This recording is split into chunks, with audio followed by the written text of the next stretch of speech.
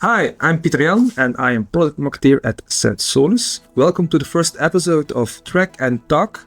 This is our channel where we keep track on how IoT can help you to make all your assets visible, from giant container to small boxes.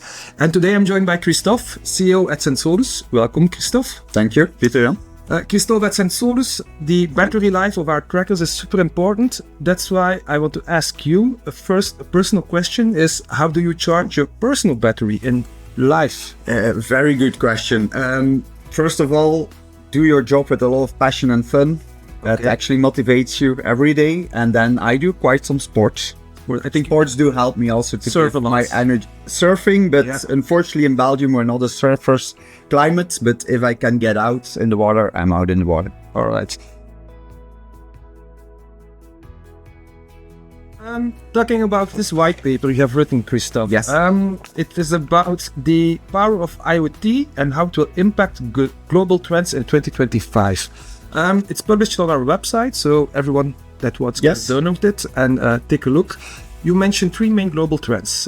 First, AI. We have to talk about AI, of course. Yes. Secondly, we talk about macro-economical challenges and how IoT can answer those challenges. And last but not least, the global warming and how IoT can help us to stand the heat of global warming. Now, let's start with AI. Of course, we have to talk about AI. It's the first topic where we talk about global trends in 2025. Can you start with explaining how AI is applied in IoT today? Yeah, certainly, because we all know AI, it's a big topic, and it will only continue in 2025. So if you look at IoT, I see three main things happening there. Okay. First of all, we all know ChatGPT, the large language models, they will actually enter our technology. So if you have a question, you just will ask the system in a natural language and it will reply you in a logic answer that you can understand. So for a technical company, I think that's a major change that will happen. It will just ease up everything. Second part is AI gets really into the data. So if you see, we have abundant of data inside our cloud system because we have all this data, but also inside the device. And AI will take over that data and start optimizing things. You really make a difference between cloud and edge, where you talk about how it's correctly. You have to imagine cloud. It's easy to imagine because if you have a lot of logistics flows, you have a lot of pallets everywhere, which are certainly digital. Well, the system will see in the data where is a bottleneck. So AI will become a virtual assistant, helping you to find the right answer.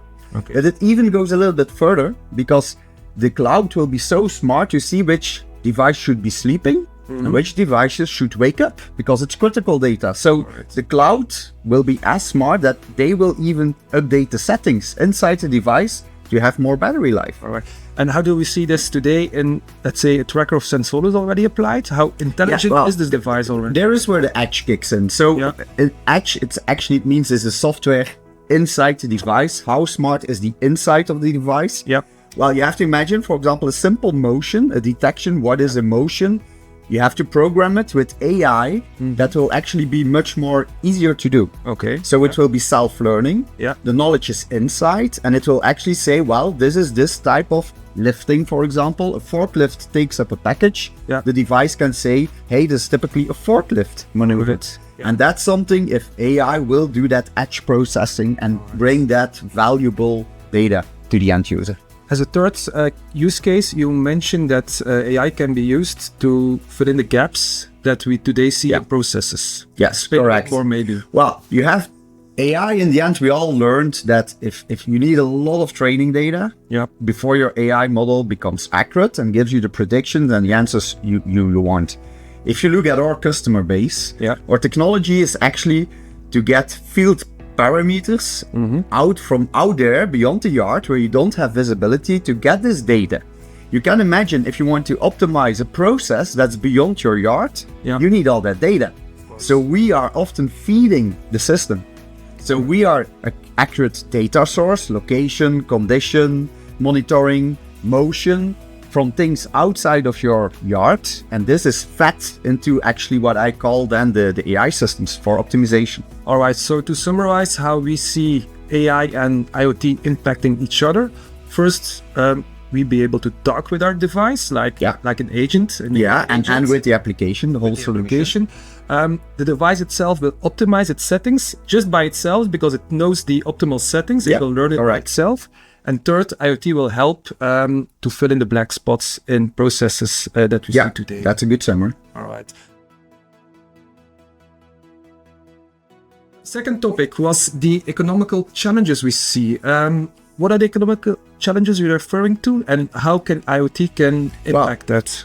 Look around. Macro-economical things are going very fast. It's very dynamic. And I think in the last 2-3 years, we already saw the supply chain shock. Then it was the inflation that was kicking in. Labor shortage was one of the results of that. Interest rates were changing constantly. So our customers, they have one challenge. Is actually they want to be more productive and actually get more productivity with less resources, both on human skills, but also on their packaging. And how IoT can help them? Well, that's where we kick in, of course, because if you digitize, for example, your non-powered assets, you know how much are they used.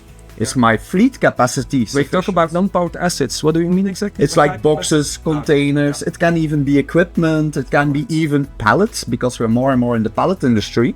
So the more you get them digital, the more you can use them, the more you can plan them. So once something gets digital, you can optimize completely the use. So you will do more with less in the end. And there is where now it's on a beer cart. IoT, the business case becomes very clear for this assets that were not visible before. All right. So 2 things to remember. The non-powered assets you mentioned will become digitized. And second topic is that I would see that 1,000 digital boxes are easier to count than 1,000 physical boxes in a warehouse. And with shortage of people, of course, this last one is very important. All right. Last topic, but not the least topic, is global warming. We just saw in the news that in Los Angeles there were a lot of fires going on. That's not the only challenge we have with global warming. How can IoT help us to stand the heat with... It's I think our most important challenge for all of us. And I know, and I see that AI is taking steps there as well. IoT is doing it rather in small steps, I would say. So I think first of all, pure technology-wise, if you look at the device, energy harvesting is stepping in. Battery, we hope someone will actually really make big improvements. Now it's very small improvements. How far do you see those improvements? Being very visionary now. One day, I think we will be without charging. All right. So you put something, one day there will be an IoT device which you can put in your non-powered assets that you never have to charge again. So you will have eternity battery life. That might be based on energy harvesting or battery techniques that will be just improved. And that will be a big adoption. In 2025, you already see steps towards that vision? There are big steps made, and a lot of people don't see that, but it's similar like your smartwatch or even your phone. For example, this device in less than 3 years, actually it's 2 times more performing in energy. So it's everybody contributes a bit. And if this trend continues, one day it will just work without changing or charging batteries ever. In the white paper, you also mentioned the returnable packaging that's more and more because adopted. Global warming, it's a bigger thing, and a lot of companies and corporates are really working on that. And it's a bit like having your house more energy efficient. A lot of companies actually want to have their transport, their logistics, their supply chain more green. And one of the steps that we see a lot is that they actually one-way packaging gets replaced by recycled packaging. But that's complex if you think about it, because one way it's out, you don't care in the end. But now you have to do return logistics. You have to maybe do some cleaning, repair, and all those steps. It's a new step for those companies. You have to imagine they invest in this because it's really performing better on the CO2 footprint, carbon footprint, on the operations, the logistics, but how do you manage this? And there is where we kick in. So if people start doing a replacement program on the packaging, going to recyclable packaging, putting it digital directly brings a lot of benefits for them. All right, very clear. So I remember 2 things about this, that we are dreaming about a device that we never have to charge. Not dreaming only, we will do that. All right, it's very ambitious. A second is the thing you said about the expensive returnable packaging. we see that more control is needed for those packages, and that's why IoT can help us. All right, I think we're done with this talk, Kristoff. I would say thank you for joining us. This was the first episode of Track and Talk.